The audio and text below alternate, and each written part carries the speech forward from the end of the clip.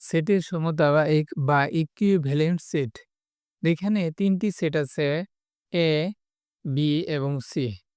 এদের প্রত্যেকেই সমান সেট। কারণ সেটের কোনো পরিবর্তন হয় না যদি উপাদানগুলো ক্রম বদলায়।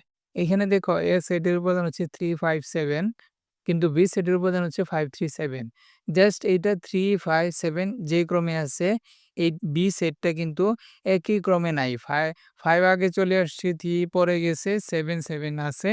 এরকম ক্রম বদলালে সেটের কোনো পরিবর্তন হয় না। ক্রম বদলালে সেটের কোনো পরিবর্তন হয় না। এই যে এখানে লেখা আছে উপাদানগুলো ক্রম বদলালে সেটের কোনো পরিবর্তন হয় না। আবার উপাদানগুলো পুনরাবৃত্তি করলেও সেটের কোনো পরিবর্তন হয় না।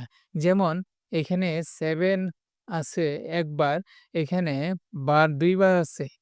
হ্যাঁ? অপরদিকে 5 আছে একবার, এখানে 5 আছে ২ বার। হ্যাঁ?